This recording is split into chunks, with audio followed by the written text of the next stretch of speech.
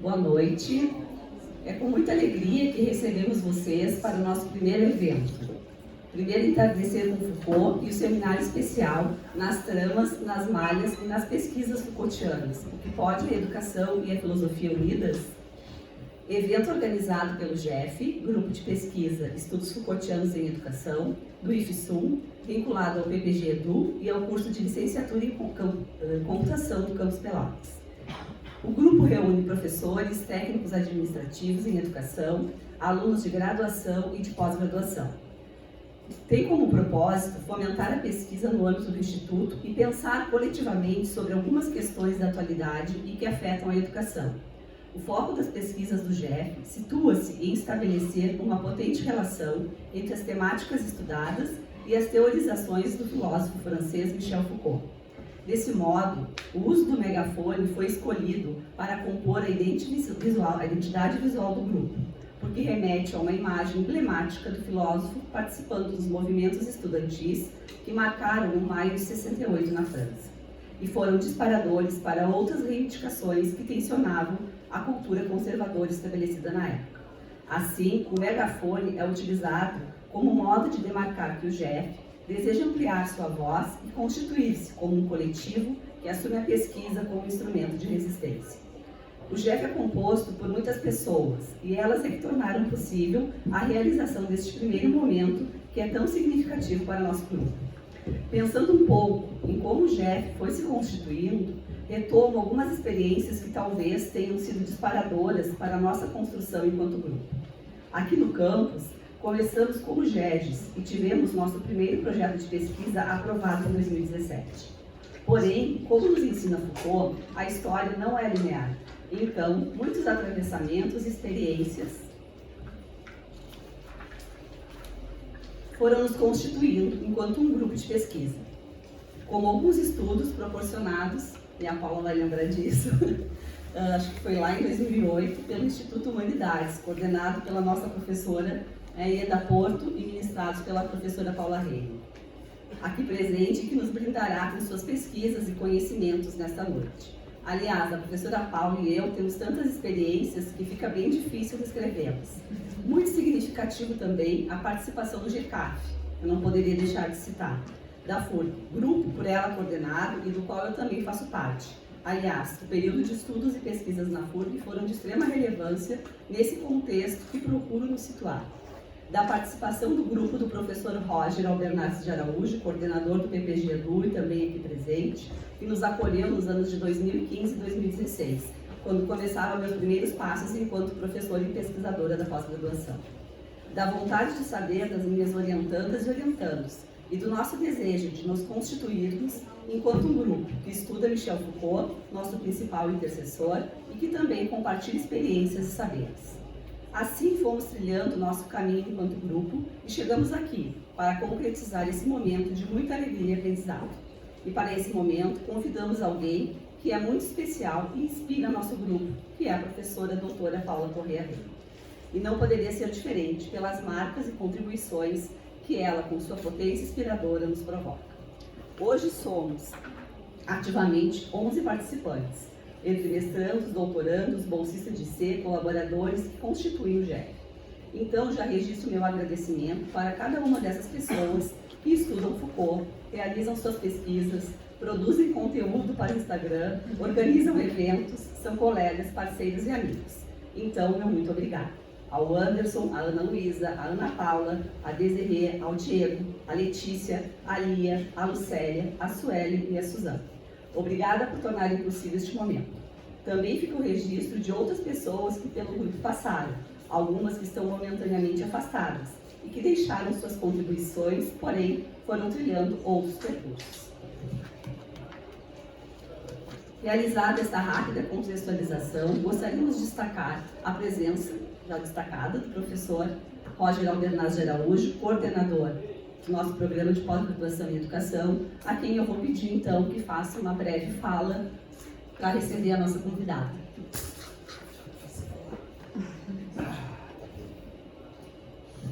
Bom, boa noite a todos e a todas. É um imenso prazer, né? Ter a Paula aqui, né? Já fomos companheiros de algumas batalhas, né, de alguns projetos. Eu acho que é interessante ver Foucault no IFSU, né? Eu conheci Foucault em 1999 com Marcos lá na Federal, Marcos Vidal Pereira, né? Foi o meu primeiro contato, né? Com essa linha de pesquisa e ver o trabalho que a Bárbara vem fazendo com o seu grupo, né? Quando a Bárbara chegou, realmente a gente trabalhou junto no início para dar os primeiros passos, mas ela rapidamente cavou o seu espaço, né, e continua cavando. Eu acho isso producente e de grande relevância para o programa. A gente vê hoje o programa do IFSU de Educação, com vários grupos de pesquisa, com vários eventos, com várias participações, inserções em vários lugares. Então, acho que isso é o resultado do nosso trabalho, né? Acho que é isso. Muito obrigada, professor Borja. Então, né, vou apresentar a nossa convidada de hoje, professora Paula, possui graduação em Pedagogia pela Universidade Católica de Pelotas, mestrado em Educação pela Universidade Federal de Pelotas, doutorado em Educação pela Universidade do Vale do Rio dos Sinos e pós-doutorado em Filosofia pela Universidade de Múrcia, na Espanha. Atualmente é professora associada 4, pesquisadora do Instituto de Educação, do Programa de Pós-Graduação em Educação Ambiental e do Programa de Pós-Graduação em Educação e Ciências da Universidade Federal do Rio Grande. Tem experiência na área de educação, atuando principalmente nos seguintes temas: ciências humanas, educação ambiental, estudos Foucaultianos e filosofia da ciência. É editora-chefe da revista eletrônica do mestrado em Educação Ambiental, líder do Grupo de Estudos em Educação, Cultura, Ambiente e Filosofia, o GECAF, e membro do Comitê Científico do GT22 da ANPET, bolsista Produtividade do CNPq. Então, vou passar a palavra então, para a nossa querida convidada, que eu tenho certeza que nos possibilitará um entardecer inspirador, inquietante e provocativo. Boa noite, então, para todos. Precisa do microfone? Se precisa, eu fiz. Precisa. Tá. Então, boa noite para todos, para todas, né? Agradecer a oportunidade de estar aqui, as palavras tão amigas da Bárbara para me receber nesse momento, né? As palavras amigas do Roger. Então, pessoas que eu tenho uma admiração e um afeto muito grande pelos dois. E a Bárbara por toda a caminhada que a gente trilhou junto, continua trilhando, e das possibilidades que a gente tem de pensar Foucault junto. Então, é um pouco disso que eu trago hoje para que a gente discuta, né? Como é que a gente pode pensar as potências de Foucault no campo educacional, que possibilidades nós, do nosso grupo de pesquisa, o GECAF, o Grupo de Estudos em Educação, Culturas, Ambiente e Filosofia, tem pensado por dentro do seu espaço lá, como é que a gente tem colocado Foucault em operação, não só Foucault, mas especialmente ele, para nos orientar frente às diferentes adversidades que a gente tem no campo educacional. Eu vou passando aqui. E eu posso passar, só tu me diz como é que é aqui. Senão eu passo, não tem problema. E eu gostaria então, conversando com a Bárbara, né, como é que eu iniciaria essas discussões, se o nosso público era um público que já tem o domínio aí das diferenciações da filosofia entre estruturalismo, pós-estruturalismo, o que é a filosofia da diferença, e a gente achou por bem então fazer esse primeiro movimento de discutir aí com vocês esses conceitos que são conceitos prévios, conceitos chaves, para que a gente possa entender por onde caminha Foucault, quais foram as rupturas que ele fez para poder chegar nisso que nós convencionamos chamar de pós-estruturalismo e de filosofia da diferença.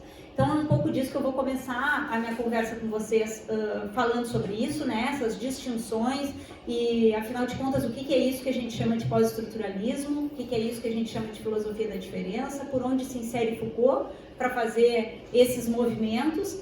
E aí, num segundo momento, eu vou apresentar algumas pesquisas que nós temos desenvolvido dentro do GECAF, pensando com Foucault. Então, como é que a gente opera com Foucault no campo educacional, tá? Passamos para isso, então. Então, vou começar com o conceito de estruturalismo e de pós-estruturalismo. Eu vou tentar me ater aí no tempo que a Bárbara me deu, já são 7h30, então posso ir até as 8h30, ela me deu 1 hora. E eu vou tentar me concentrar aí para ficar dentro do tempo estabelecido, tá? Talvez eu tenha que dar uma corridinha em alguns momentos aqui. Aliás, como não tem ninguém que precisa dos intérpretes? Não. Porque eu ia ter que falar mais devagar. Então vamos começar com estruturalismo e pós-estruturalismo, para a gente poder fazer essa base aí do pensamento Foucaultiano, né? Então, Foucault, esse pensador, especialmente ele trilha suas pesquisas na década de 60, né, do século XX, no momento auge da França, em que a gente tem uma fundamentação básica, é o estruturalismo.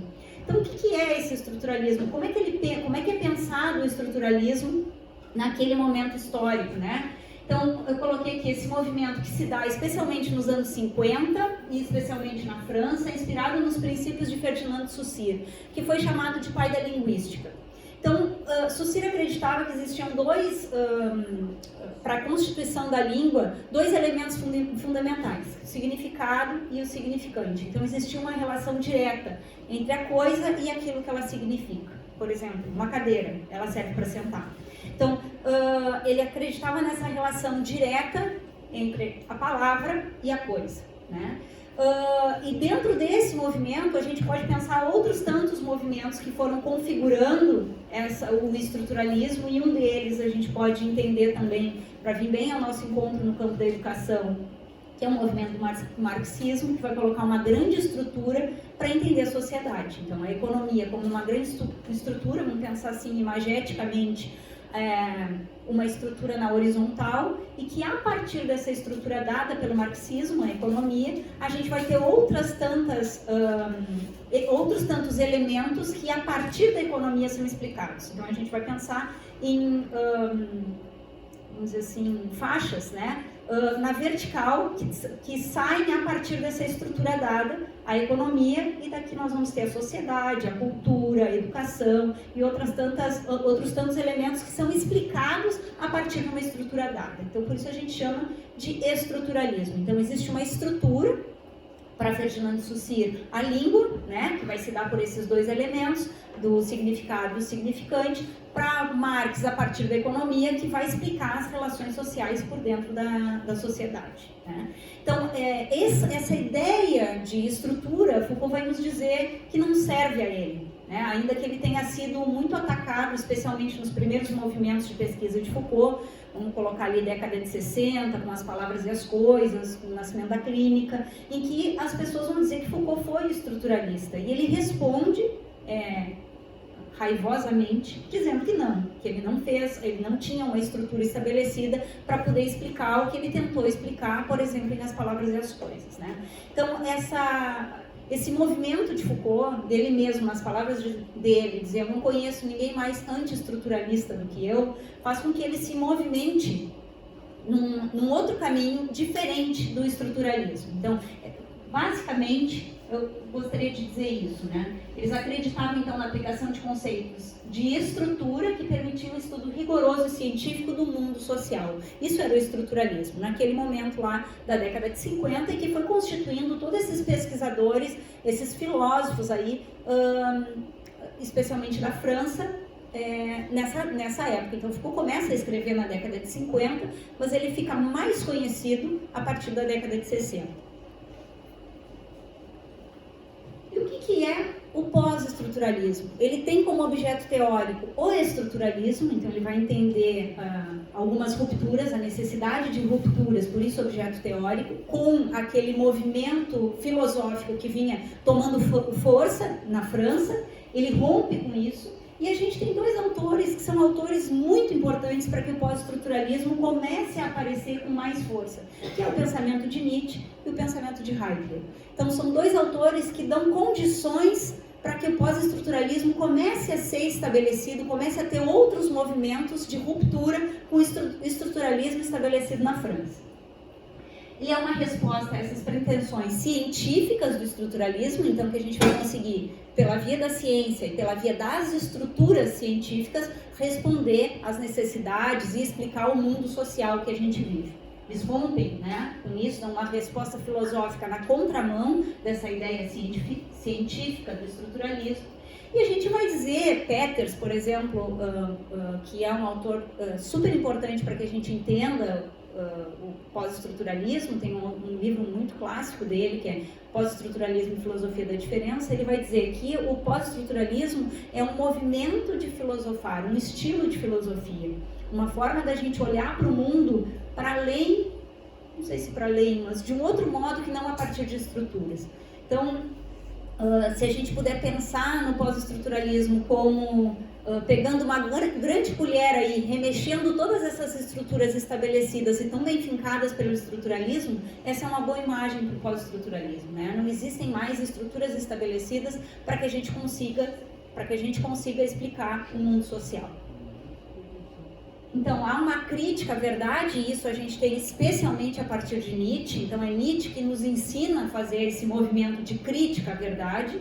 Então, nós vamos falar, eu não vou me adiantar aqui, mas eu vou falar sobre isso aqui, que a verdade, para Nietzsche, é uma invenção. Ela não existe, né? E aí, com isso, claro que Nietzsche dá um golpe com seu martelo fundante no campo educacional, para nós, em diferentes campos de pesquisa, para poder nos fazer com que a gente entenda, ele mesmo vai dizer, a verdade é uma grande mentira, tão bem contada, que ascendeu a essa condição de verdade. Então, a gente assume essas verdades como nossas, sem perceber que elas têm uma história, que elas têm especialmente uma constituição cultural que faz com que a gente aceite como legítimas e verdadeiras. E resistência a essas tendências universalizantes da filosofia moderna. Eu vou passar para isso agora para tentar mostrar que visões universalizantes da filosofia moderna foram vamos dizer assim, marteladas por Foucault, que ele faz toda uma crítica a essa ideia de uma filosofia mais dura da modernidade. A primeira é esse questionamento, a ideia de sujeito em Kant, de um sujeito autocentrado, de um sujeito que vai sair da sua minoridade para uma maioridade, né, que vai se dar, Kant vai dizer isso, especialmente através da educação, e Foucault vai romper com essa ideia de um sujeito autônomo, de um sujeito autocentrado, tentando entender que o sujeito, por exemplo, muito diferente do que a gente tem no campo educacional, com as perspectivas, aí, as teorizações piagetianas de que o sujeito é o sujeito, porque é sujeito do seu conhecimento, Foucault vai romper com essa ideia e com isso, evidentemente, vai romper com esse sujeito cartesiano e com esse sujeito autônomo, dizendo que o sujeito é uma construção histórica e ele é sujeito porque é assujeitado ao seu controle e dependência, tanto sua, né, numa subjetividade dada pelo próprio sujeito, assumida pelo próprio sujeito, como pelos outros que nomeiam e discursam sobre aquele determinado sujeito. Então, Foucault vai dizer, o sujeito não tem nada de autocentrado, de autônomo, emancipado e livre. Ele é fruto dos atravessamentos sociais e das constituições históricas que fazem com que a gente seja assumido pelos discursos estabelecidos sobre nós. Bom, acho que já fui um pouco adiante, né? Então, escapa de uma visão única, esse pós-estruturalismo vai escapar de uma visão única de entender o mundo e vai se entender como um estilo de pensamento em andamento, né? Então, quando a gente vai falar sobre as nossas metodologias de pesquisa, é algo que bastante inquieta, porque ela não tem um início, meio e fim. Ela tem alguns elementos, com isso a gente não deixa de ter digamos assim, a seriedade do trabalho de pesquisa, mas ela não tem um estabelecido desde do seu primeiro movimento, né, do seu primeiro passo. E isso é essa ideia de que o pensamento ele está em movimento. Vou falar um pouquinho sobre essa ideia, o que é pensamento dentro dessa perspectiva, né? Ele está em movimento, ele não é algo fixo. E por isso esse movimento metodológico ele também é entendido por nós como um movimento que caminha à medida que a pesquisa vai caminhando. Questiona então as pretensões e a tendência totalizante do estruturalismo, que vinha sendo elevado ao status de uma teoria universalizante lá na França da década de 50, válida para compreender a linguagem, o pensamento, a sociedade, a cultura, a economia. Então essas estruturas estabeleciam uma forma de olhar para o mundo que era definida a partir dessa grande estrutura, que dependendo de cada pesquisador vai colocar uma determinada estrutura como fundante para pensar o mundo e a sociedade, e é dada então especialmente por uma estrutura já estabelecida. É isso que o Foucault vai romper com essa ideia. Não é possível pensar em grandes estruturas para explicar um mundo que continua em movimento. E a filosofia da diferença, então? Aí eu trouxe aqui alguns excertos que podem nos ajudar, né? Então, de Foucault, o que é filosofia, se não uma maneira de refletir, não exatamente sobre o que é verdadeiro e sobre o que é falso, mas sobre nossa relação com a verdade? Então, essa ideia de Foucault do que é filosofia para ele, porque para a gente entender o que é essa filosofia da diferença que a gente tanto fala, é importante a gente entender quem são esses pensadores. Vou falar um pouquinho agora em seguida, mas quem são esses pensadores da filosofia da diferença? Ela nasce especialmente na França, e isso sem dúvida com uma resposta também ao estruturalismo, a romper com as filosofias modernas e dentre elas desse movimento estruturalista, e especialmente na França, então, década de 60, com autores como Foucault, Deleuze, Guattari, Derrida. São autores que rompem com essa ideia mais linear de uma filosofia moderna, marcada pela teoria do sujeito em Kant. Então, todo esse movimento de questionamento ao estabelecido pelo mundo, pelas estruturas fundantes lá do estruturalismo, é colocado em xeque numa ideia de filosofia, digamos assim, mais arejada, né? E essa ideia de filosofia, para que a gente consiga entender o que é isso que a gente chama de filosofia da diferença, é importante a gente entender o que é filosofia para esses autores, para Foucault, para Nietzsche, para Deleuze. São autores que vão mostrar para nós, pelos seus conceitos de filosofia e, claro, pela operação dos seus trabalhos de pesquisa, o que eles entendem, por isso que a gente está chamando de filosofia da diferença.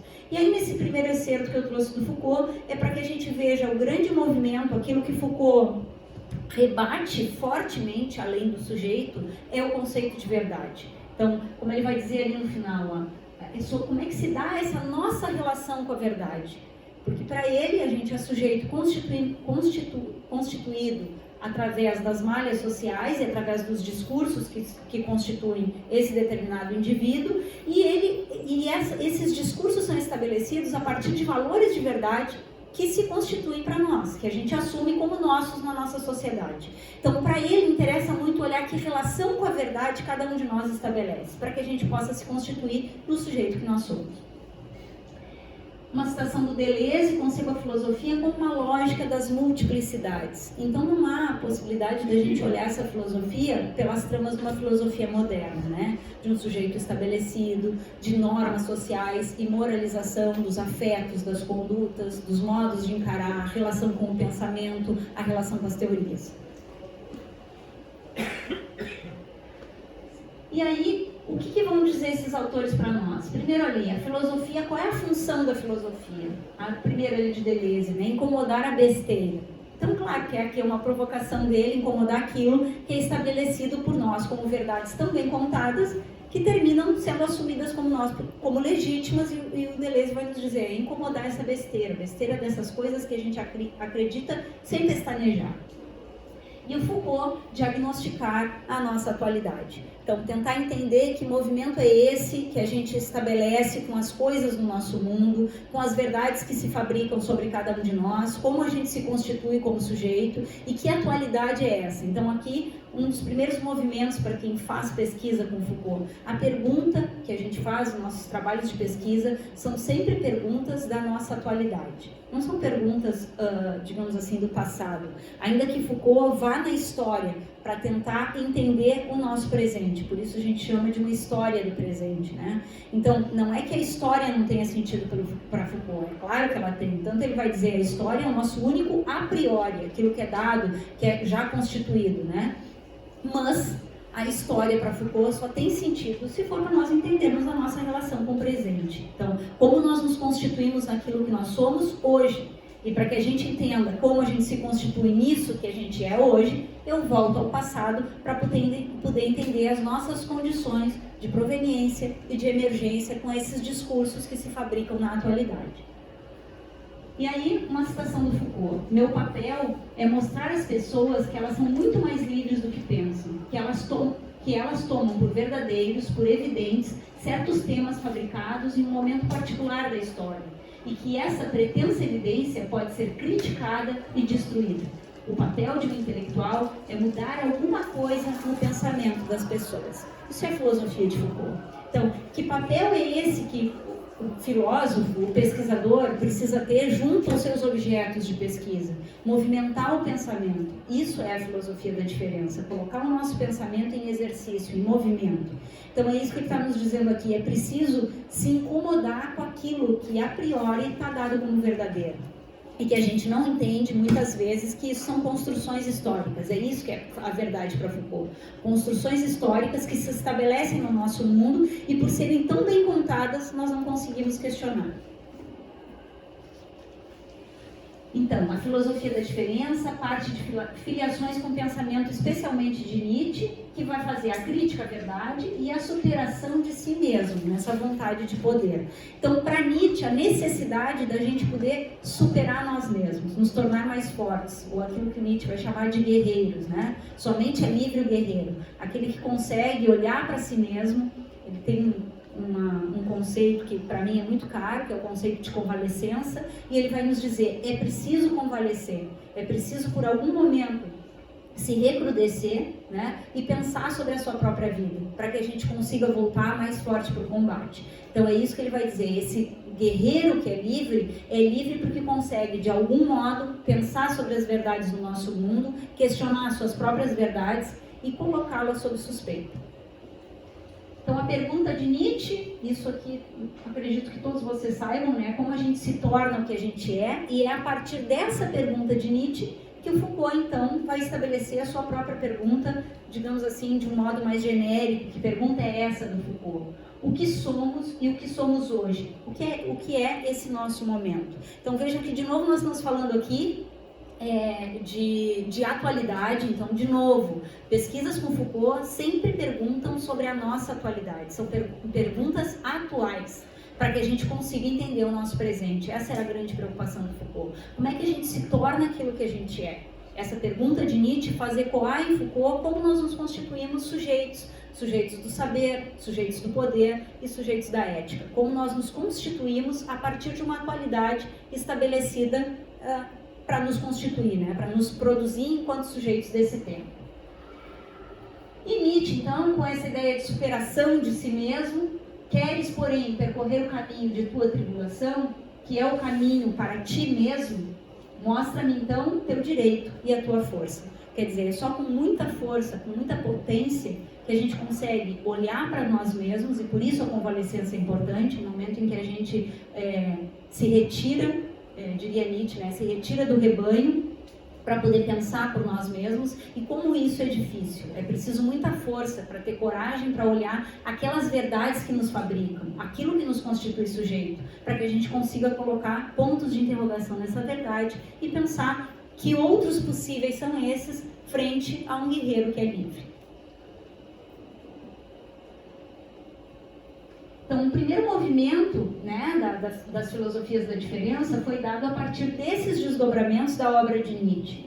Então, um empreendimento francês, como vai dizer Peters, né? Então, Foucault com a arqueologia e a genealogia, depois Deleuze e Guattari com a ideia de diferença, Derrida com a ideia de desconstrução, são autores que vão colocar em movimento essa filosofia da diferença, esse outro modo de olhar, porque a gente tem que entender o momento histórico que eles estão vivendo. Eles estão dentro do berço, né, de toda essa filosofia da França, da década de 60, em que o estruturalismo é muito forte, em que as ideias de uma filosofia moderna, marcada por Kant, por todos os pensadores dessa filosofia da modernidade, constituem a ideia de filosofia. Eles vão romper com essa ideia para pensar uma outra forma, outra filosofia. Por isso eu digo, como é importante a gente entender o que é filosofia para eles, para poder entender isso que a gente está chamando de filosofia da diferença. Então, a sua continuidade ecoa hoje no contemporâneo com outros tantos desdobramentos de outras pesquisas, o feminismo, os pós-colonialismos, né? as discussões sobre negritude. Então, outros modos de enxergar e encarar essas relações que nós temos com a filosofia da diferença por dentro de outras teorias e pensamentos que vão se avolumando aí e de algum modo se apropriam dessa ideia de filosofia da diferença. Então, o pensamento pós-estruturalismo é uma obra em movimento, como vai dizer Peters, e elementos que distinguem essa filosofia é a diferença. O modo como a gente pode olhar para a diferença pela pura diferença. Não com uma identidade que nos identifica, para que a gente possa ir dizendo o que é diferente de mim a partir do que é dado, e como isso é difícil, porque nós vivemos num mundo em que a identidade está estabelecida, né? Então, eu sou branca porque não sou negra. Então, a ideia aqui é que a diferença, e eu digo isso, como é difícil a gente fazer esse movimento, porque a diferença é dada pela pura diferença. Como é difícil nós pensarmos a partir desse registro. Citação de Foucault: para liberar a diferença é preciso um pensamento sem contradição, sem dialética, sem negação. Um pensamento que diga sim à diversidade, um pensamento afirmativo, como instrumento é a disjunção. Um pensamento do múltiplo, da multiplicidade dispersa e nômade, que não é limitada nem confinada pelas imposições do mesmo. Então Foucault tem um conceito, está lá em As Palavras e as Coisas, que é caro a toda a sua filosofia, que é o conceito do mesmo, né, em que ele vai dizer, esse pensamento do mesmo, digamos assim, é uma grande sombra que nos acompanha por toda a vida, que é essa ideia de uma identidade, algo dado e estabelecido como certo, que é o pensamento do mesmo, e que é muito difícil nós conseguirmos enxergar a diferença, porque nós pensamos dentro desse registro do mesmo. E ele falando, então, o Foucault, né, falando a respeito de diferença e repetição, né, e de lógica de sentido, que são os livros do Deleuze, ele vai dizer, um novo pensamento é possível, o pensamento de novo é possível. E aí a gente sabe toda a filiação aí, toda a importância e relação que tem entre o pensamento de Foucault e de Deleuze e vice-versa. E aí vou passar por isso, né, por essa ideia de pensamento, o que é pensamento para nós e como é que as filosofias da diferença vão entender o pensamento. Então, só escrevo porque não sei ainda exatamente o que pensar sobre essa coisa que eu tanto gostaria de pensar. E aí, quando eu me deparo com uma citação dessas do Foucault, eu fico pensando assim, será que as nossas pesquisas, elas realmente a gente não tem o que dizer das nossas pesquisas, a gente ainda não pensou sobre elas no sentido de estar aberto para descobrir coisas, para pensar coisas diferente daquilo que inicialmente a gente já tem como resposta, as nossas hipóteses de pesquisa, né? Será que a gente está aberto para esse pensamento? Porque é isso que ele diz, eu só escrevo porque eu ainda não sei o que pensar sobre essa coisa. Isso é uma provocação para todos nós, né? Até onde a gente não sabe o que pensar sobre os nossos objetos de pesquisa, sobre os nossos objetos discursivos, como vai dizer Foucault. E aí, que cada um pense nos seus objetos. O que a gente pode, o que a gente já pensa sobre eles e até onde a gente está aberto para pensar coisas diferentes daquilo que a gente já pensa. Fazer uma pesquisa com as respostas que a gente já tem. Não vou dizer que é muito fácil, porque ela também dá trabalho, né? Mas que movimento a gente consegue fazer, até onde a gente consegue estar disposto a pensar coisas que a gente ainda não pensou. Porque, como a gente vai ver aqui, o pensamento é difícil, o pensamento desacomoda. Esse pensamento que vai nos falar Foucault, Deleuze, Guattari, esses autores das filosofias da diferença, o pensamento não é estático. O pensamento é algo fluido, o pensamento é algo que dói. Né? Não é algo que, numa linda manhã eu vou me deitar na minha rede, eu vou pensar, né? E tá tudo bem, vou estar com meu mate. Não, é isso que eles vão dizer. O pensamento é dolorido. Então, até onde esse pensar dolorido nos acompanha, até onde a gente quer que esse pensamento dolorido acompanhe as nossas pesquisas. Então, pensar, então, não é uma capacidade inata. Então, vejam, aqui eles estão colocando abaixo toda a ideia de uma filosofia moderna, que estabelece o pensamento como algo já determinado, como algo de uma relação direta, né? Eu penso, logo existo, como vai dizer Descartes, né? Ali. Um exercício natural, ou simplesmente reconhecer um real representado, estabelecido, e que eu vou falar sobre o meu determinado objeto a partir de uma representação desse real. Pensamento não é isso para a filosofia da diferença. Então, o que é o pensamento para eles? Algo que acontece no pensamento, então esse pensar é algo que acontece no nosso pensamento e que nos desacomoda, que nos torna, de algum modo, nos mobiliza o pensamento de uma forma que a gente não está acostumado a fazer. Vejam de novo a questão da ideia de verdade, aqui tem muito a ver com essa ideia de pensamento. Porque se eu parto do princípio de que essas verdades já estão estabelecidas e estão dadas no mundo, meu pensamento pode ser algo inato. Meu pensamento pode ser simplesmente explicar a realidade das coisas, né? Mas se o pensamento para mim é algo que eu forço para que eu possa realmente pensar, é algo que mobiliza o meu pensamento, porque as coisas não estão dadas e estabelecidas desde sempre, ele é um pensamento doloroso. Algo que nos força, então isso é uma coisa importante, né? O pensamento não é algo, como muitas vezes a gente vê, né, os intelectuais se colocando nessa ideia na academia, isso é muito comum, né? Que aqui existe o reduto da produção do pensamento, da produção do conhecimento científico. Então, o pensamento não é isso. O pensamento é algo que nos força, doloroso, difícil, né? E que nos coloca em movimento. Uma violência, vai dizer, aqui não lembro se a Deleuze já ficou, mas essa ideia de violência que nos provoca um estranhamento. Então, uma violência que a gente faz conosco mesmo, quando a gente vai colocar as nossas verdades, por exemplo, em xeque. Então, a Deleuze, que violência deve se exercer sobre o pensamento para que nos tornemos capazes de pensar. Violência de um movimento infinito que nos priva ao mesmo tempo do poder de dizer eu. O que ele está tentando nos mostrar aqui? Que esse pensamento que muitas vezes a filosofia moderna tentou nos ensinar, ele não é fruto de um eu já estabelecido, ele não é um pensamento que parte exclusivamente de mim, mas de toda uma trama social e cultural, porque eu só penso, porque estou dentro desse registro, diria Foucault, da nossa episteme, né? Da episteme moderna. É só possível pensar essas coisas porque nós somos constituídos culturalmente através de múltiplas vozes, então não existe um eu singular, senão muitos pensando juntos e muito do que a gente pensa atravessado pelo momento histórico que a gente vive, né? Só é possível pensar desse modo pelas questões culturais, pelo movimento que nós fizemos nesse mundo, dentro desse espaço, dentro dessas condições. Então não existe um eu privado, um eu único, né? Nietzsche vai dizer isso. Essa vontade de querer, essa vontade que muitas vezes a gente vai acreditar que é nossa, não é uma vontade nossa, é uma vontade de múltiplos. Porque nós só temos essas vontades pela conjuntura e pela condição histórica que nós temos para querer determinadas coisas e não querer outras.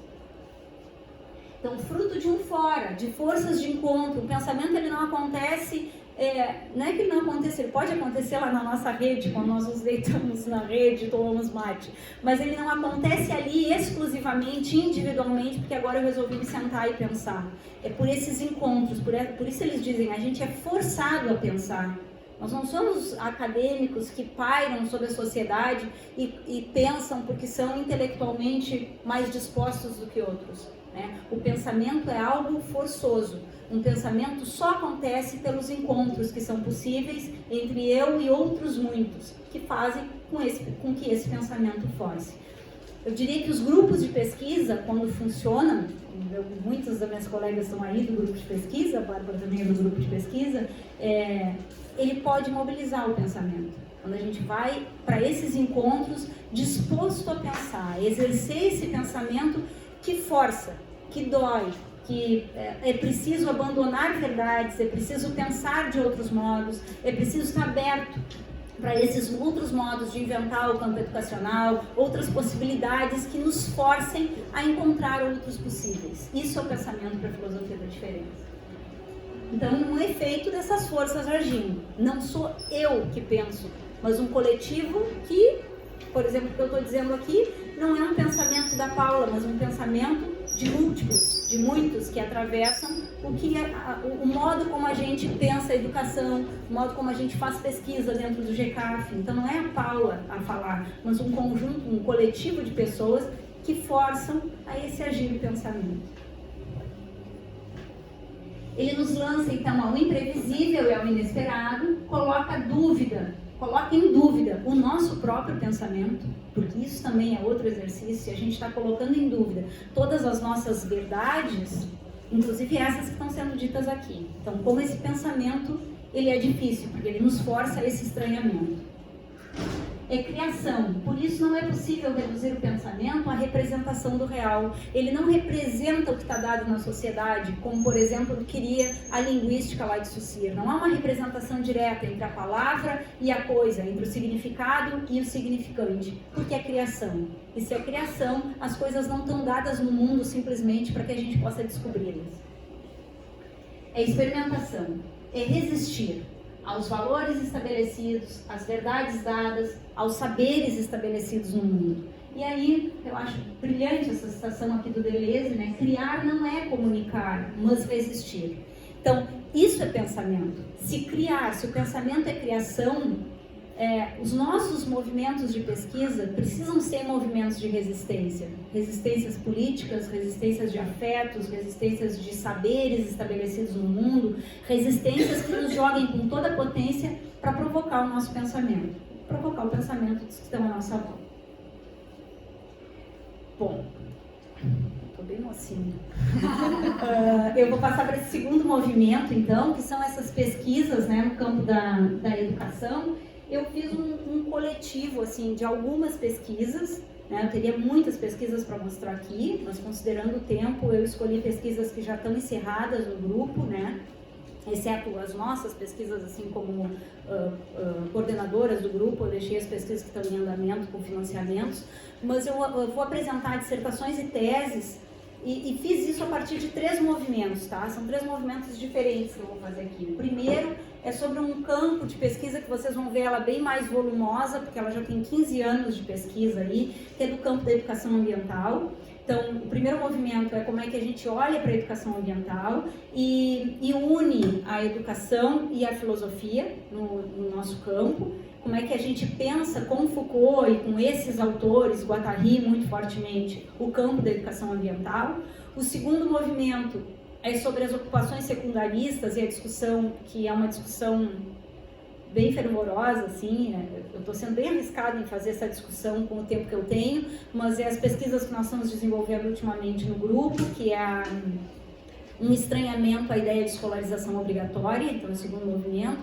E o terceiro movimento é a união entre escola e filosofia, movimentos de pensamento por dentro das escolas, e como é que a gente tem pensado isso quando do encontro da filosofia junto aos estudantes. Tá? Vou começar então com o primeiro.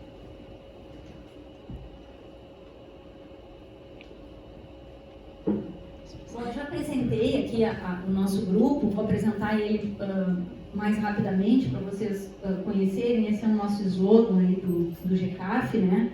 Uma imagem que nos representa. Então, é por dentro desse grupo que eu vou apresentar as pesquisas que nós realizamos. Pode passar, Bárbara. E aqui, depois acho que a Bárbara disponibiliza os slides para vocês, e aqui a gente tem 2 QR Codes de livros que a gente publicou no grupo, que são gratuitos, então se alguém tiver interesse, né, especialmente para quem não é do campo da educação ambiental, o primeiro é pensado para professores em escola, né, para trabalhar o campo da educação ambiental, como é que a gente movimenta a educação ambiental a partir de materiais midiáticos e discussão da mídia de modo geral. E o segundo, e aí ele é mais amplo, é a ideia de educação e filosofia, então que a gente vai trabalhar aí com Foucault, com Deleuze, com Guattari, com esses malditos do campo da educação. Então ficou um livro bastante bonito, tá? Eles estão disponíveis, e aí a Bárbara passando esse material, é só colocar no QR Code e vocês vão ter. Bom, queria daqui dizer que esse grupo é coordenado por mim, pela professora Gisele, que está ali atrás. Levanta a mãozinha para eles verem que é tu, Gisa. Professora Gisele, também professora da Universidade Federal do Rio Grande, então nós somos as coordenadoras do grupo. E esse grupo, ele tem especialmente como discussão, assim, pensar problematicamente as questões educacionais que nos chegam, potencializar em nós aquilo que Nietzsche e Foucault nos ensinaram, a duvidar das verdades e produzir fissuras nos espaços educacionais. A aposta é em uma educação política que nos encha de vida entremeada à filosofia. Então essa, digamos assim, é um objetivo mais forte do grupo, né? Que é por onde a gente tem caminhado na união entre educação e filosofia, por dentro dos espaços escolares mais fortemente. Aqui só um extrato do grupo, né? Nós somos 6 pesquisadores dentro da universidade, 11 pesquisadores exteriores à FURG, a Bárbara é uma delas, então dessas diferentes instituições, e 25 estudantes de doutorandas, mestrandas e alunos de iniciação científica. E agora sim, eu quero começar com essa citação do Foucault para apresentar essas pesquisas para vocês, porque é isso que nos mobiliza a fazer as pesquisas no campo da educação, como ele mesmo nos ensinou, né? Como é que a gente coloca em movimento essas discussões da verdade no campo educacional. Então, eu acho que é aceitar esse desafio do Foucault, e esse é o convite para a noite de hoje, que a gente consiga aceitar esse convite de colocar em suspenso as verdades que nos fabricam e que nos constituem. Então, dito por ele, essas formas prévias de continuidade, todas essas sínteses que não problematizamos e que deixamos valer de pleno direito, é preciso, pois, mantê-las em suspenso. Não se trata, é claro, de recusá-las definitivamente, mas de sacudir a quietude com a qual as aceitamos. Mostrar que elas não se justificam por si mesmas, que elas são sempre efeito de uma construção cujas regras devem ser conhecidas e cujas justificativas devem ser controladas. Definir em que condições e em vistas de que análises algumas são legítimas. Indicar as que, de qualquer forma, não podem mais ser admitidas. Então, com essa ideia, Foucault está nos convidando a colocar sob suspenso as nossas mais fortes verdades.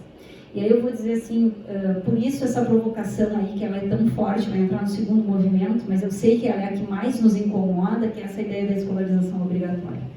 Assumindo esse convite de Foucault, não para negar a escolarização obrigatória, para negar a educação ambiental, não para isso, mas para que a gente possa colocar em movimento, afinal de contas, como ela se tornou uma verdade do nosso tempo. E eu convido vocês a pensarem nisso nos seus objetos discursivos. Como eles se tornaram tão importantes a ponto de se tornarem os objetos discursivos das pesquisas de vocês. Que verdades são essas que fabricam e tatuam esse modo de olhar esses discursos que vocês estão olhando nas pesquisas de vocês, né? Então, afinal de contas, que verdades são essas que precisam ser estranhadas? Esse é o convite de Foucault e das filosofias da diferença. Então, o primeiro movimento que eu vou fazer é com a mídia brasileira, e eu vou tentar, para poder mostrar um pouco isso, operando com Foucault, mostrar que tipos de conceitos a gente colocou em movimento, como é que a gente olha para esses materiais e chega às análises que a gente chegou, tá? É claro que aqui tem algumas pesquisas que chegaram a algumas análises dessas, outras que não chegaram necessariamente, por exemplo, biopoder, nem todas trabalharam com o conceito de biopoder, né? Nem todas trabalharam necessariamente com alguns conceitos que estão aqui, mas no conjunto da mídia brasileira é possível a gente chegar a essas análises. Então, vou mostrar diferentes pesquisas que foram fazendo esse primeiro movimento aí, que é o movimento da educação ambiental na mídia brasileira. Então, foi analisar qual é o objetivo dessas pesquisas. Escolher materiais midiáticos que estavam dentro das escolas e que iam constituindo os sujeitos na formação de um determinado sujeito ambiental, um determinado sujeito verde, né? Então, nós escolhíamos, fizemos muitos cursos de formação para professores, e escolhíamos aqueles materiais, os professores que se interessavam pela educação ambiental, nos diziam que trabalhavam nas escolas, né? Nós escolhemos vários desses materiais, pensando naqueles que mais reverberavam dentro do campo escolar, para tentar entender que tipo de sujeito era construído através desses materiais midiáticos e o que era a educação ambiental dentro desses materiais. O que a gente encontrou foi essa ideia de uma relação muito forte com o futuro, então um conceito que é trabalhado por Foucault na sua fase lá da biopolítica, né, do biopoder. Essa discussão do futuro está especialmente em segurança, território e população, em que ele vai dizer que todas essas biopolíticas, elas se preocupam com o futuro, com o que pode vir a acontecer, né? E a gente via isso muito forte nos materiais midiáticos, toda uma preocupação com o que... vocês estão acostumados a ver esses materiais, certamente, mas de que o mundo vai acabar daqui a 10 anos, de que em tantos anos a gente não vai ter mais água para tomar, e etc. Né? Então, que o mundo vai entrar em colapso, que quem ainda não comprou seu lugarzinho em Marte vai ter que fazer isso quanto antes. Então, todas essas discussões de futuro e de terror e de medo pela perda do planeta atravessam muitos desses materiais midiáticos. O biopoder, então, atrelado também à ideia de futuro, é um poder sobre a vida, né? Tem um autor que a gente gosta muito, que é o Edson Passetti, que vai trabalhar com a ecopolítica, né? E com além da biopolítica, a ecopolítica, que é uma preocupação com o futuro do planeta. Ele faz isso entremeado, a ideia de biopoder em Foucault. E a ideia de ações dirigidas para uma mudança da população, para nos ensinar a ser sujeitos verdes. E com isso nós vamos criando subjetividades. A ideia de agir, de intervir e de prevenir. Então, vou tentar mostrar isso por dentro de algumas pesquisas. Eu não vou mostrar todas, esses são basicamente os materiais que a gente analisou, né? Propagandas midiáticas, filmes de animação, histórias em quadrinho, músicas de rock and roll em diferentes países, a revista Veja, que foi a tese de doutorado da Bárbara, a literatura infantil, obras de arte da Bienal e da Bienal do Mercosul, jogos do Minecraft, marketing verde. Então, diferentes materiais que estão pulverizados aí nas mídias e que a gente foi analisando para tentar entender que materiais são esses, né? O que eles têm a nos dizer. Então, o primeiro que eu trago é da Bárbara, por várias razões, por ser a Bárbara, porque essa é a minha primeira orientanda de doutorado. Então, trago a tese da Bárbara, vou passar a Bárbara, que são as diferentes capas da revista Veja. Trouxe algumas capas para mostrar para vocês. Então, a Bárbara analisou aqui como é que se dá o discurso de educação ambiental, que ao final da pesquisa a gente se dá conta que é muito maior que isso. Eu não vou ter tempo de explicar tudo isso, né? Mas para Foucault o dispositivo é muito mais do que discurso, é um conjunto de discursos. Então, a Bárbara chegou à conclusão que a educação ambiental não é um discurso, ela é um dispositivo que coloca em operação diferentes forças agindo para a constituição de um determinado sujeito, e ela faz isso a partir das capas da revista Veja. Então, trouxe algumas delas, né? Só para a gente ver os títulos delas, né? A Terra no Limite, Alerta Global, que é uma coisa bem interessante ali, em que vão nos dar as soluções para esse mega problema ambiental. Então, o modo como vai se conduzindo, estou tentando ir mostrando para vocês o que em seguida eu vou mostrar com as análises, né? Mas como a gente vai conduzindo o sujeito para determinadas ações dentro do planeta, né? Então, de modo geral, os materiais eles vão nos anunciando um problema catastrófico. Então eles primeiro nos capturam no sentido de que o problema existe, né, com diferentes especialistas, cientistas a falar, educadores ambientais, geógrafos e etc. Depois, uma vez convencidos disso, eles então partem para um segundo movimento, que é nos mostrar como é que a gente deve agir para prevenir a vida do planeta. 7 mega soluções ali, né? Os sinais do apocalipse, pode passar. Estamos devorando o planeta, o fim do mundo, tá? Então, esses são os materiais da revista Veja que vão colocando em operação um discurso de medo, um discurso de terror pela perda do planeta, um discurso estabelecendo determinadas ações que devem ser seguidas pelo sujeito e etc. Jornais, então, de ampla circulação. Esse aqui é um dos resultados da minha pesquisa de pós-doutorado. Pode passar, Bárbara. Ela é de 2017 e eu fiz uma análise do Eu País, porque eu estava fazendo na Espanha, né? E da Folha de São Paulo, analisei jornais de ampla circulação nesses dois países para tentar entender o que se falava sobre as mudanças climáticas e os problemas de clima que vem assolando o planeta. E uma coisa importante dizer, né? Não se trata da gente negar toda uma materialidade discursiva, isso a gente fala a partir de Foucault, né, de uma materialidade do fato de que há mudanças climáticas em curso, tá? Mas daí ao que é essas mudanças climáticas e o que a gente faz em nome de um discurso a partir das mudanças climáticas, com a perda do planeta, com terror e medo de que a gente não vai ter mais esse mundo para viver e etc., isso é discurso. Então, é isso que eu coloco em movimento, e é importante, dentro de todas as mudanças climáticas que a gente está vivendo, não dizer que a gente está negando que elas estão aí, mas mostrar como os discursos se tornam potentes quando, por exemplo, a gente aciona um futuro, quando a gente aciona a estatística, né, para tentar, vocês vão ver agora com esses materiais, o quanto a estatística é chamada em auxílio para poder ir dizendo a todo momento que se nós continuarmos fazendo isso, aquilo outro, nós não vamos ter mais um mundo para viver, né? Então, quanto isso nos interpela no sentido de medo, de terror pela perda do planeta. Então, por exemplo, no meu país, né? O responsável marroquino encarregado da organização do encontro, era a COP22 naquele momento, também se mostrou apreensivo. Vejam, devemos atuar depressa, somos a última geração que pode lutar contra as mudanças climáticas. Então, vejam ali o terror, na hora nós vamos fazer alguma coisa. É o país também, ó. Temos que consumir menos, e aí aqui é aquilo que eu disse para vocês, quanto vamos nos ensinando a ser esse sujeito ambiental. Temos que consumir menos, emitir menos gases de efeito estufa e plantar árvores para refrescar as cidades. O geógrafo, e aí lembro quem é que está falando, não é qualquer um, afirma que as opções da humanidade para enfrentar as ondas de calor estão entre ruins e terríveis.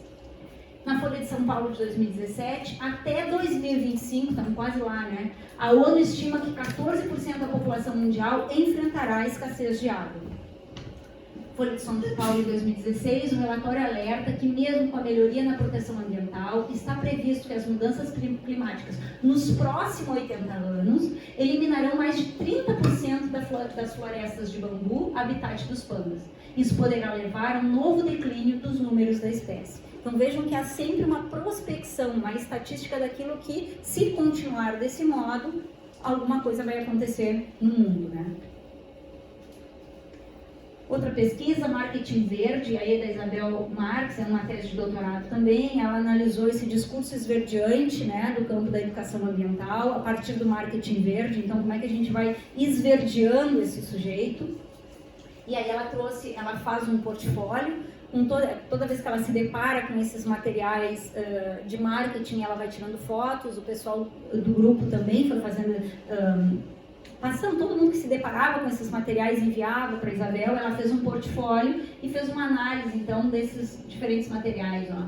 A embalagem do álcool, água pode faltar, não desperdice. Né? Isso aqui era... puxa, esse aqui... Eu acho que isso aqui era de um hotel, tá?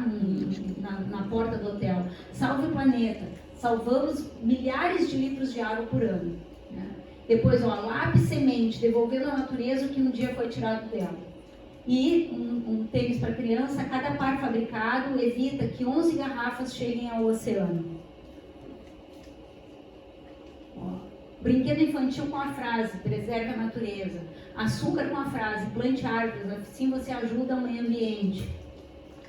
Na caixa de fósforo. Economize energia, use fósforos ecológicos. Né? Imagem coletada em rede social, seja consciente, seja a mudança, faça a sua parte. Isso é outro investimento muito forte no individual, né? Que as propagandas vão nos trazendo. Essa aqui é uma dissertação de mestrado do Sérgio Pinho, né? Tem tanto a dissertação dele quanto um artigo publicado. Pode passar a Bárbara que eu coloquei aqui. Ele faz uma análise das historinhas do Chico Bento e o discurso de meio ambiente e de natureza especialmente, de natureza que está presente nas histórias em quadrinhos do Chico Bento. E uma coisa muito emblemática para que a gente pense o quanto a verdade é do nosso tempo, né? Essa capa era de 1983, ó, que é o Chico saindo para caçar. Então, o melhor modo de pegar onça. Ah, quer dizer que ali tem caça? Deixa comigo. Em contrapartida, pode passar. Se a gente olhar de 2012, a gente tem uma visão bucólica de natureza aí, né?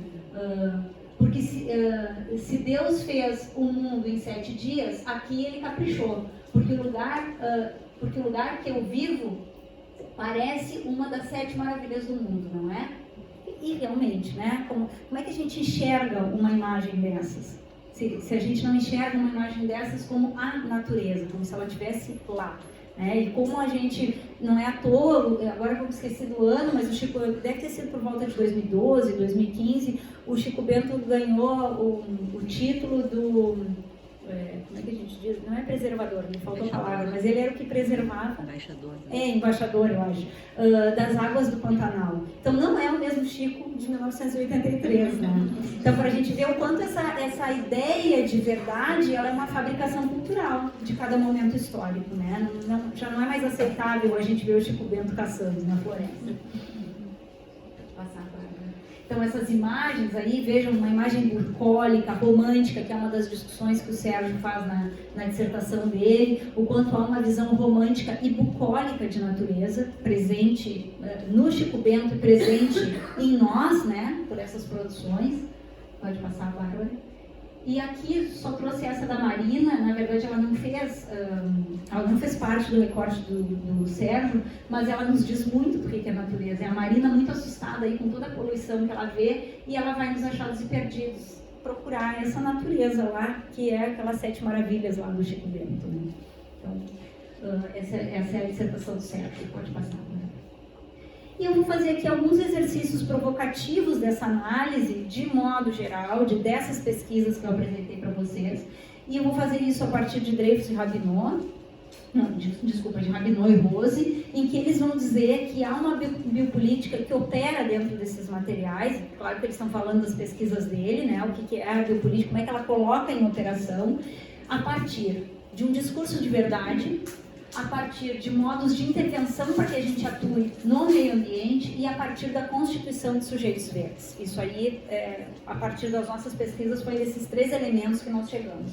Nas palavras de Rabinot e Rose, há uma forma de discurso de verdade sobre os seres vivos, um conjunto de autoridades consideradas competentes para falar aquela verdade, ou seja, não é qualquer um a falar sobre aquilo que nos convença, por exemplo, que o mundo está acabando, estratégias de intervenção sobre uma existência coletiva em nome da vida e da morte, então intervenções que a gente vai dizer para o sujeito como é que ele deve se comportar, e com isso, modos de subjetivação, nos quais os indivíduos podem ser levados a atuar sobre si, sobre certas formas de autoridade, em relação a esses discursos de verdade por meio de práticas do self, em nome da vida ou da saúde individual ou coletiva.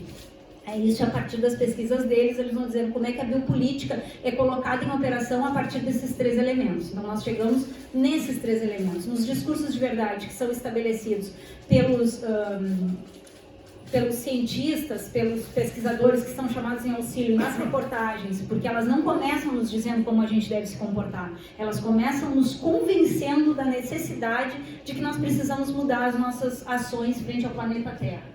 Depois, elas nos mostram como a gente deve fazer isso, com modos de intervenção. Então, apague a luz quando sair do seu quarto, escove os dentes, feche a torneira, faça xixi no banho, como a Gisele Bündchen. E assim eles vão nos dizendo, afinal de contas, como a gente deve se comportar. E em terceiro movimento, esses modos de subjetivação que vão constituir esse sujeito a agir a favor do planeta. Então, a gente vai dizer que aí há uma constituição de subjetividades verdes concatenadas a esse novo tempo, porque se a gente parar para pensar, antes da década de 90, ali, basta ver Chico Bento ali, nós não tínhamos uma preocupação com o meio ambiente, então isso começa a aparecer fortemente para nós da década de 90 para cá, do século 20. Então há esse investimento num outro tipo de sujeito, numa outra constituição de sujeito que precisa estar concatenada a esse novo tempo.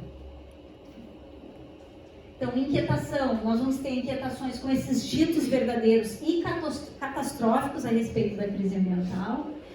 O desejo pela formação de um tipo específico de sujeito, que é o que eu estava falando agora. Indivíduos levados, então, a atuar sobre si, se formando enquanto um sujeito verde, e nós nos perguntamos, que modos de nos relacionar com o planeta esses materiais estão ensinando?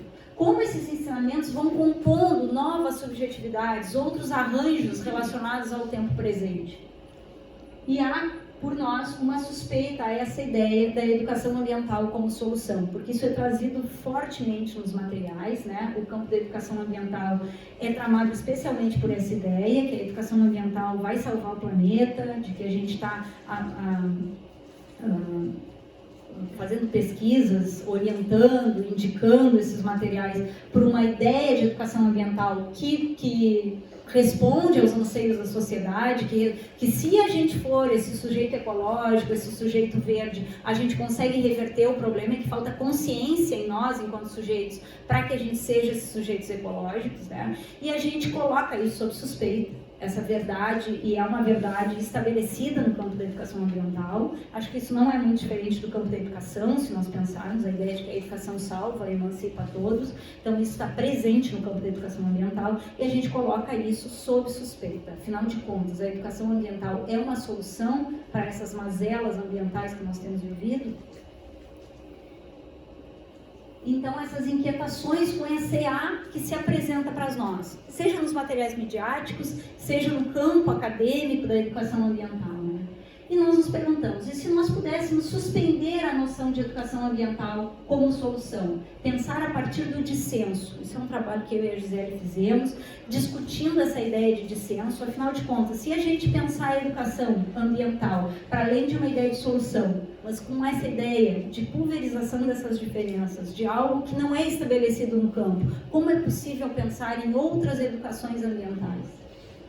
Coragem, então, é preciso coragem para pensar, para estranhar e rachar essas verdades estabelecidas. Isso é uma das coisas bem importantes, assim, quando a gente se movimenta nesses campos das verdades já consolidadas, em campos que existem essas verdades consolidadas, e a gente se coloca no movimento de romper com elas, toda aquela ideia de pensamento como força, como dolorido, ela se potencializa aqui, né? Nós estamos indo contra a ideia do Nietzsche mesmo, contra um rebanho estabelecido no campo da educação ambiental de que ela é a solução. Aqui nós estamos colocando em suspenso, lembrando lá da citação do Foucault, com a ideia de sacudir essa quietude, para pensar que talvez ela não seja a solução de nada. Ela talvez tenha que encontrar outros possíveis para que a gente possa encontrar a potência da educação ambiental. E isso é uma das coisas que Deleuze nos ensinou. Ele diz, um criador só faz aquilo que tem absoluta necessidade. Então, enquanto a gente estiver muito bem encaixado dentro de uma ideia de educação ambiental como solução, que é muito forte na educação ambiental das teorizações críticas, que é fortemente a educação ambiental que a gente tem no país, enquanto a gente estiver encaixado, a gente não tem necessidade de fazer um outro movimento. Né? A gente está acomodado dentro daquele espaço. E aí o Deleuze vai dizer, a gente só cria quando tem uma absoluta necessidade de criação, que é o que a gente tem sentido quando faz esses movimentos no campo da educação ambiental. Nós não nos sentimos pertencentes a essa educação ambiental estabelecida no país, né? No país, digamos, em todo o mundo ocidental. Não é pela via do esclarecimento das consciências, da emancipação do sujeito, na constituição de um sujeito consciente ecologicamente que nós caminhamos, né? Mas numa educação ambiental do dissenso, das potências de criação que ainda são possíveis por dentro desse campo e que quando a gente se amarra à ideia de uma educação ambiental como solução, a gente não consegue encontrar. Então, a gente luta com essa causa vencedora da educação ambiental como solução, como uma resposta à crise ambiental. Como o Nietzsche diz, a gente só luta com causas vencedoras, vai dizer Nietzsche. Não tem por que a gente lutar com causas que não são vencedoras. Então, quando elas são vencedoras, elas ascendem à condição de verdade. E a educação ambiental crítica no país é uma dessas condições de verdade. A gente luta com essa causa. Eu trouxe uma citação aqui, né? Uma educação ambiental não da solução, mas do problema, da problematização. Um desejo de fuga, de provocação ao instituído, ao exposto, às verdades educacionais, aos modos clichês de vida verde. A educação ambiental pode ser diferentes coisas, e nisso está a sua potência. Ela pode ser, como muitas vezes se apresenta na escola, a transversalidade que ensina como se comportar. Ela pode ser tomada como solução para os problemas ambientais. Ela pode ser uma infinidade de coisas. Mas ela pode ser também a resistência aos universalismos, uma ferramenta do pensamento, uma criação política de resistência ao instituído. É preciso, na nossa visão, né, do grupo, ampliar as possibilidades que a gente ainda não encontra no campo da educação ambiental, porque ela se encontra engessada a essa ideia de esclarecimento das consciências, de constituição de um único sujeito, um sujeito verde, e consciente dos problemas ambientais que nós vivemos. Movimento 2, né, da obrigatoriedade da escola. Então, não é, vamos dizer assim, não é novidade para nenhum de nós que dentro do nosso país a escola é obrigatória, então a gente não tem possibilidade de não matricular nossos filhos na escola. O grande discurso que nós temos a favor disso é a ideia de direito à educação. E o que a gente coloca sob suspeita aqui é essa ideia de que a educação, a ideia de uma educação escolarizada não é só um direito, mas também é um dever. Então, o pai não pode querer não matricular o seu filho na escola. Então, por dentro desse movimento, né, da importância e da escolarização, a gente tem olhado, sacudido essa quietude que ronda o campo de escolarização, de que a gente não coloca, minimamente não estranha, que isso é uma obrigatoriedade, que isso é uma verdade do nosso tempo. E aí, de novo, não se trata da gente dizer que nós não devemos matricular os filhos na escola, mas alguns movimentos importantes para que a gente entenda as condições de proveniência, de emergência para a constituição da escola enquanto obrigatória, porque ela nem sempre foi obrigatória, e para que a gente entenda que ela é dever também por alguma justificativa, né? Nós temos uma base nacional comum curricular, nós temos todo um estabelecimento de educação escolarizada definida pelo Estado, seja privada ou seja pública, que determina determinados conteúdos, conceitos, valores, moral, que está dentro da escola, está dentro das escolas e que ensinam esses determinados sujeitos. Então, a favor de uma escolarização obrigatória, diria Nietzsche, nós também somos a favor de uma escolarização de rebanho. A favor de uma escolarização obrigatória, nós não questionamos as verdades que estão sendo estabelecidas ali e constituindo esse conjunto de sujeitos que, ao fim e ao cabo, vão se tornar esse rebanho, né? Então, é a partir de Nietzsche, de todas as discussões de Nietzsche sobre a escolarização obrigatória, é claro que ele vai fazer isso por dentro da Alemanha, lá no século XIX, então é claro que é um outro movimento que Nietzsche está fazendo lá, e a gente tem que ter bastante cuidado quando faz isso aqui, aliás, com todo o pensamento desses autores, né, que são autores aí do Nietzsche do século XIX, Foucault, Deleuze do século XX, então a gente tem que ter todo um cuidado na hora de pensar com esses autores, de potencializá-los por dentro das nossas pesquisas, mas que nos coloque em movimento para pensar, afinal de contas, até onde nós também não estamos sendo rebanho dentro dessa escolarização obrigatória. É claro que num país como o Brasil, não se trata da gente acabar com a escolarização obrigatória, mas se trata da gente entender, afinal de contas, aonde ela está nos levando. Que condições de possibilidade são essas que fazem com que a gente matricule a todos dentro da escola sem, no mínimo, de questionamento nosso, né? Será que a gente não está, ao matricular dentro das escolas, a gente não está pedindo a formação desse rebanho? Então, é um pouco disso que a gente discute. Eu trago aqui 2 movimentos. Pode passar, Bárbara. Isso aqui só para mostrar para vocês que vocês já sabem, né? São essas leis de obrigatoriedade. 2 movimentos.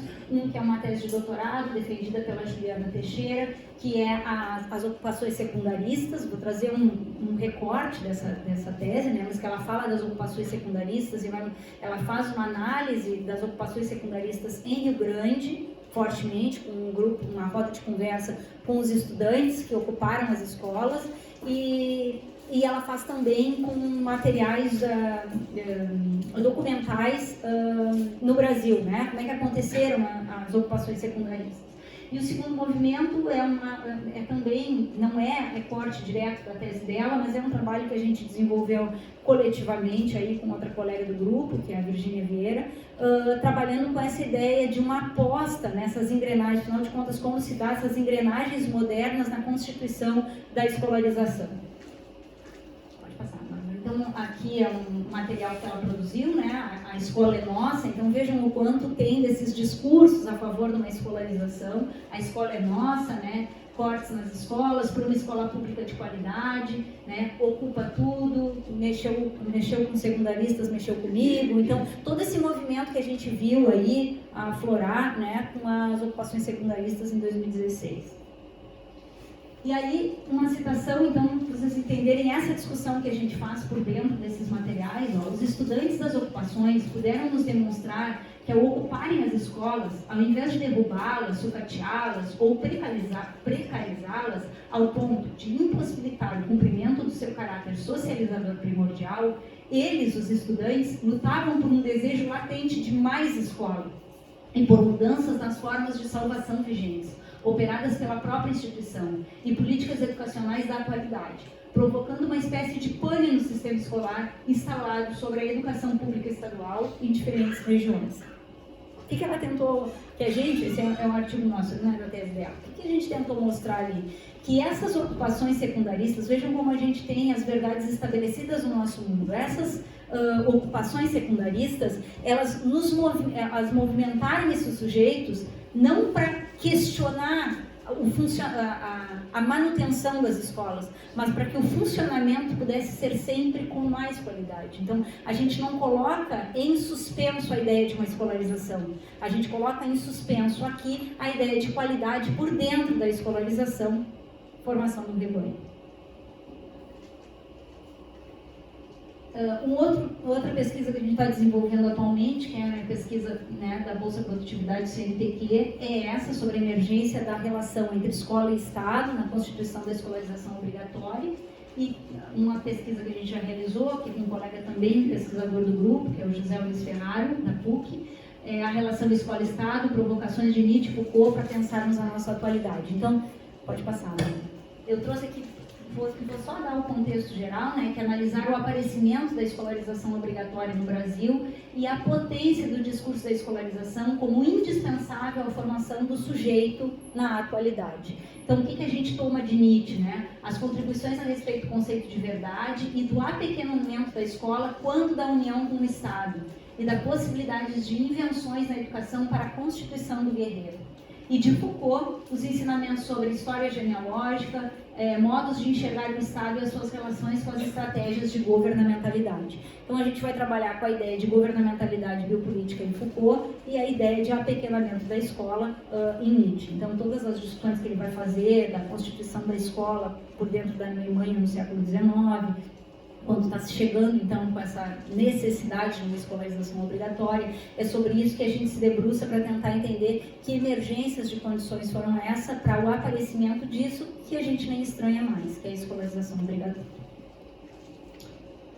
O movimento 3, então, eu já estou quase terminando, o movimento 3, que é a escola e a filosofia, eu parto aqui de 2 pesquisas que a gente tem realizado dentro do grupo sobre escola e filosofia, que a nossa pergunta é essa: quais as potências da filosofia quando unida ao espaço escolar? Então a gente tem mobilizado muito pensamento para discutir sobre a presença da filosofia, né, como possibilidade, essa filosofia da diferença, como uma possibilidade de resistir às verdades estabelecidas, o ensino de ciências, que é o que a Thalia está fazendo na dissertação dela, a ideia de experiência e tempo, que é a dissertação da Josi. Então, como é que a gente tem mobilizado o nosso pensamento para criar outros possíveis dentro da escola, quando a gente potencializa isso a partir das filosofias da diferença, nos perguntando sobre determinados campos que estão dentro da escola, né, campos de saber.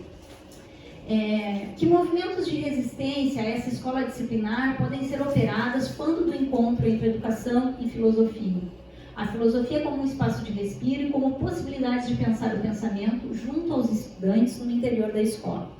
Então, trago também 2 pesquisas aqui. Essa é defendida pela Paola Oliveira, que é uma dissertação de mestrado defendida no ano passado, em que a grande pergunta da Paola, essa dissertação foi orientada por mim e pela Giza, como o exercício do pensamento pode ser provocado no encontro com crianças da educação infantil acerca do mundo em que vivemos e das nossas relações com o planeta.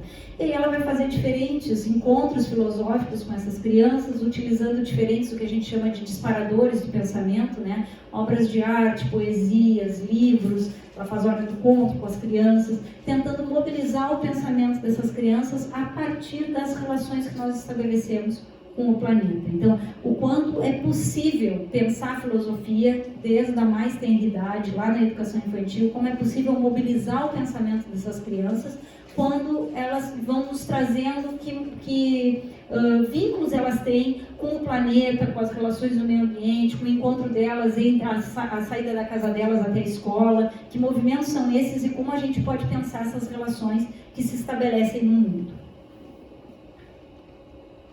E essa aqui é uma pesquisa de filosofia e relações com o mundo, inventividades no contemporâneo. Ela é financiada pelo Universal de 2021. A Bárbara também compõe essa pesquisa, um coletivo de professores, né, que está nessa pesquisa.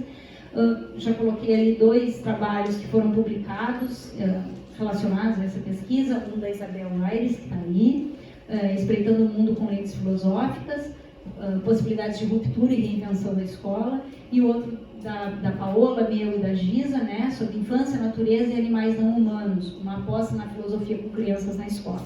Pode passar, Bárbara. E o trabalho basicamente é esse, né, analisar os modos como as filosofias da diferença podem contribuir com a escola para pensarmos as nossas relações com o mundo, com o planeta e com os espaços onde nos situamos, né. Trabalhamos então com Nietzsche, com Foucault e autores relacionados a esses autores no campo da educação, e a aposta nas articulações entre educação ambiental e a filosofia como um modo de exercer criticamente o pensamento diante dos dilemas ambientais que acometem o contemporâneo, né? Esse estudo intenta mobilizar a escola para as inventividades no contemporâneo, potencializando as relações com o mundo na articulação com a filosofia.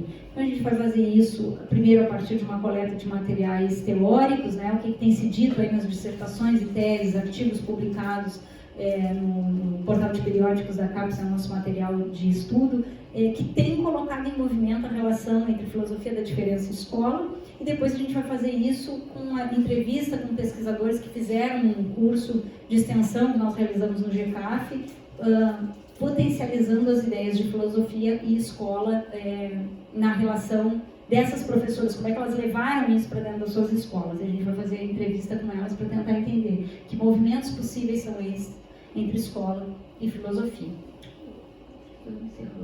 Aqui eu trago algumas referências, esse material depois a Bárbara disponibiliza para vocês, né? O que eu tinha para dizer para vocês na noite de hoje era isso. Agradeço os ouvidos de vocês, né, e coloco à minha disposição para a gente conversar. Obrigada.